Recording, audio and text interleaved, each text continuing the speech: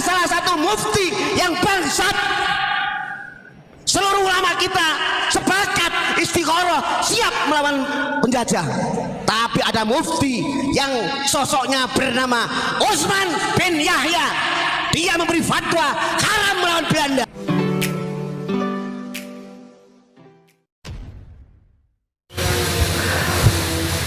Assalamualaikum warahmatullahi wabarakatuh. Jumpa lagi dengan saya di channel Gagasan Progresif 79. Sahabat sebangsa dan setanah di mana saja Anda berada. Kali ini kita akan mengulas kembali satu video dari seorang kiai yang ini betul-betul memberikan sebuah pencerahan bagi kita semua terkait dengan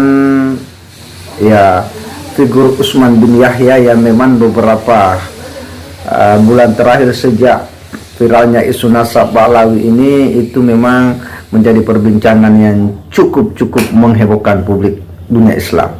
Dan kali ini ada seorang kiai yang lagi-lagi membongkar siapa Habib Utsman dan bagaimana kiprah sejak dia ada di Indonesia ini dan ikut pada pemerintah Belanda sebagai mufti Batavia. Saya kira ini menarik untuk kemudian kita edukasikan biar umat semakin tercerahkan, semakin paham bahwa siapa sih sebenarnya Habib Utsman bin Yahya itu yang memang saat ini lagi kontroversi karena diperbincangkan. Ada yang mengatakan itu adalah antek Belanda, ada yang mengatakan tidak, itu seorang ulama yang kemudian seorang alim dan sebagainya. Nah, menarik apa yang disampaikan oleh kiai ini. Untuk lebih jelasnya mari kita simak sama-sama. Bismillahirrahmanirrahim. Ilahana anta maksuduna waridhaka madlubuna a'tina ridhaka wa mahabbataka wa ma'rifatak. Untukmu Indonesia, untukmu bangsa, untukmu Pancasila, bibarokati wa wasilati mursyidina ilallah Abuya Mama Ghufran Al-Bantani radhiyallahu an. Al-Fatihah. A'udzu billahi minasyaitonir rajim. Bismillah. Iyyaka na'budu wa iyyaka nasta'in. Shiratal ladzina Swastiastu, Namo Buddhaya, salam kebajikan, salam Pancasila.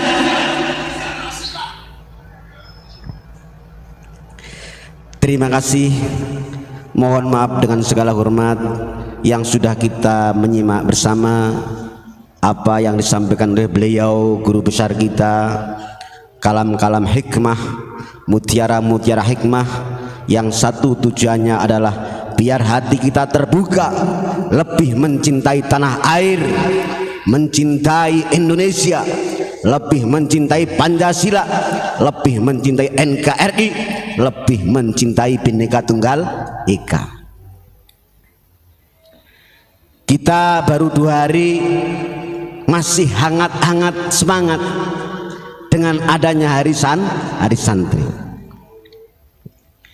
Kita harus ingat kembali, ternyata hari santri setelah 9 bulan kita memperingati 1 abad NU, yaitu membangun peradaban, merawat jagat. Artinya dari 1 abad ke NU menuju hari lahir santri adalah 9 bulan. Bongkar santri Pancasila tentang 9. Apa yang disampaikan oleh beliau dengan tegas, selama tidak sesuai Pancasila, selama tidak sesuai Indonesia, selama tidak sesuai 45, berarti mereka berani melanggar firman Allah surat 9 surat At-Taubah. Istarau bi ayatillahi thamanan qalila fasaddu an sabilihi innahum sa'a ma kanu ya'malun. Yang disampaikan oleh beliau intinya, jangan sampai saudara kita dari Sabang sampai Merauke berani menjual ayat-ayat Allah dengan harga yang sedikit. Na'udzubillah min dzalik. Thamanan qalila, harga yang minus. Ancaman berat buat kita bersama. bahkan fasaddu an sabilih, mereka siap menghalangi menuju jalan Allah Subhanahu wa ta'ala. Allah dengan tegas menyatakan betapa buruknya, betapa jahatnya apa yang mereka lakukan. Na'udzubillahi min dzalik. Tadi ada pertanyaan, bagaimana orang-orang yang berani mengaku berarti langkahnya ketahuan, berarti mereka sudah tidak cinta Pancasila, sudah tidak cinta Indonesia, berani melangkah dengan mengaku. Perhatikan, siapapun statusnya, kalau berani mengaku berarti minal munafikin, beliau golongan munafik. Naudzubillah min dzalik. Biarpun mereka katanya saya merah putih, saya cinta Pancasila, tapi kalau mengaku berarti sudah ada nuansa munafikin, orang-orang yang munafik. Naudzubillah min dzalik. Tepuk tangan dulu. Ini berangkat dari 9 bulan meringati 1 abad NU menuju hari santri. Ingat, jas merah, jangan sekali-kali melupakan sejarah. Ulama kita sesuai hidayah Allah, secara itu sudah dirumus dengan mudah. Wali Songo jumlahnya 9, Nusantara hurufnya 9. Estafet di bawah NU, dibongkar NU, Nahdlatul Ulama hurufnya 9. Nahdlatul dan Ulama adalah 9 huruf. Indonesia juga hurufnya 9. Pancasila juga hurufnya 9. Bahkan Republika adalah 9. Tahun 1945 19 kata tahun 1945, pokoknya 1 ada 9, 4 tambah 5 9 lagi. Hati-hati, kembali ke resolusi jihad tahun 45. Indonesia, nenek moyang kita, leluhur kita bertahun-tahun, tidak hanya puluhan tahun, ratusan tahun mimpi kepingin Indonesia merdeka. Betul? Ingat, leluhur kita tidak harian, tidak bulanan, ratusan tahun mimpi kepingin Indonesia merdeka. Ini yang perlu kita ulang-ulang. Kalau dulu di zaman SD masih ada PSBB, pendidikan sejarah perjuangan bangsa, bahkan ada PMP, pendidikan tentang moral Pancasila. Itu artinya penting sekali. Apa yang terjadi setelah 45 merdeka, dengan bangga leluhur kita, pahlawan kita dari Sabang sampai Merauke menikmati dengan dibuktikan oleh Allah merdeka. Tapi apa yang terjadi 15 hari kemudian, belum genap sebulan, sekutu datang di negara kita yang tercinta, baik di Jakarta, Surabaya, di kota-kota yang mana dalam sekutu ada Belanda dan Inggris. Betul? Ini yang kita harus pelajari. Namanya beliau Soekarno, Bung Karno dan Bung Hatta sedih kalau 45 baru merdeka, 15 hari sekutu sudah datang. Kenapa beliau galau? Karena secara matematis tidak mungkin menghadapi beliau sekutu yang naudzubillah. Rakyat kita hanya paling hebat dengan bambu runcing. Akhirnya kata Bung Hatta, Mas Bung Karno, ini harus panggil beliau Roisun Nahdlatul Ulama, beliau Mbah Hasyim Asy'ari radhiyallahu an. Bagaimana ini menghadapi ini? Akhirnya Syekh Abdul Hasyim Asy'ari juga memanggil beliau Hasbullah untuk merapatkan seluruh ulama baik Madura dan seluruh Jawa. Sampai beliau Habib Syekh Asy'ari mohon tokoh-tokoh ulama termasuk Syekh Bungut untuk istikharah menghadapi melawan sekutu-sekutu yang kemerdekaan kita baru 15 hari.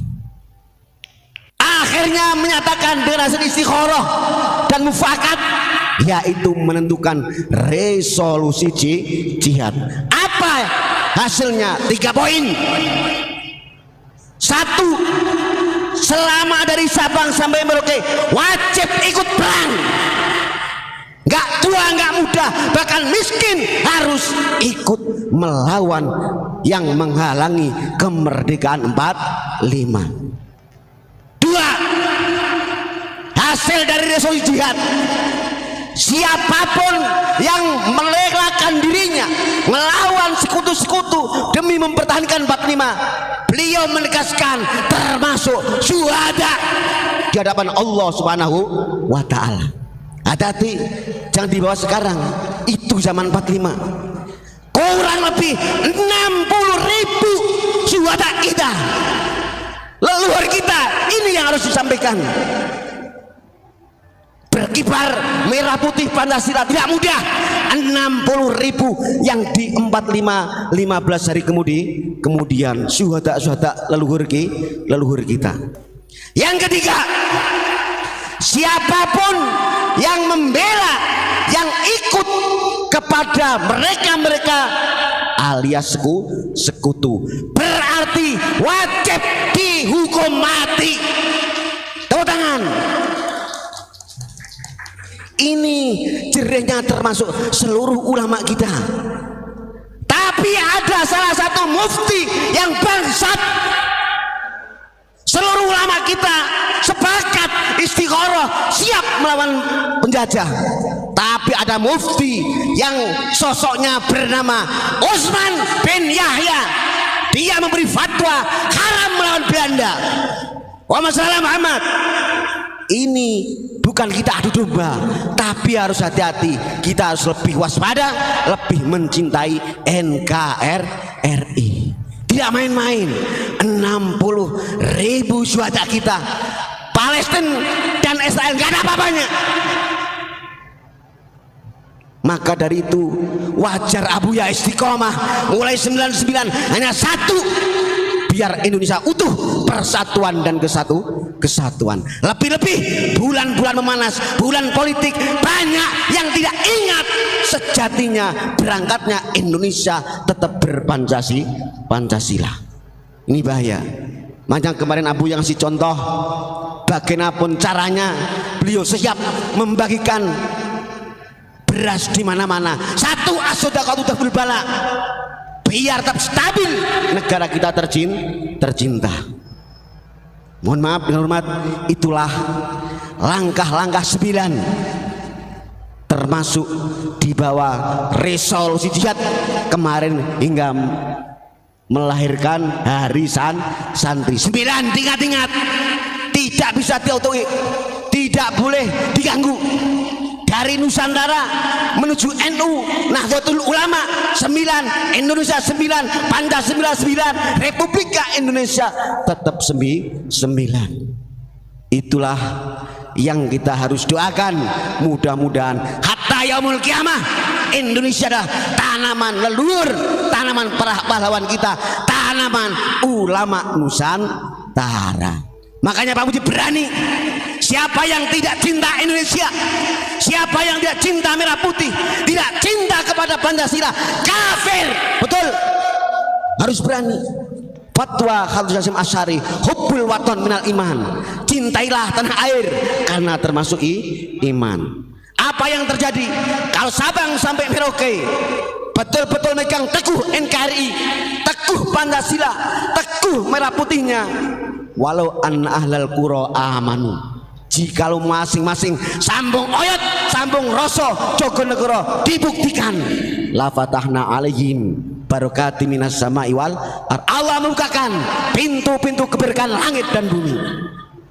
Mohon maaf, ayo subscriber, terima kasih yang sudah nanamkan subscriber, yang sudah nanam like, share, and comment.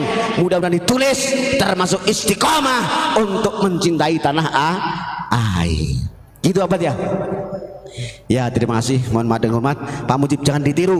Ini hanya untuk pembangkit kita, badan, hati, ruh, untuk mencintai tanah air. Wal minkum, kurang lebihnya mohon maaf lahir batin dunia akhirat demi cinta tanah air. Wassalamualaikum warahmatullahi wabarakatuh.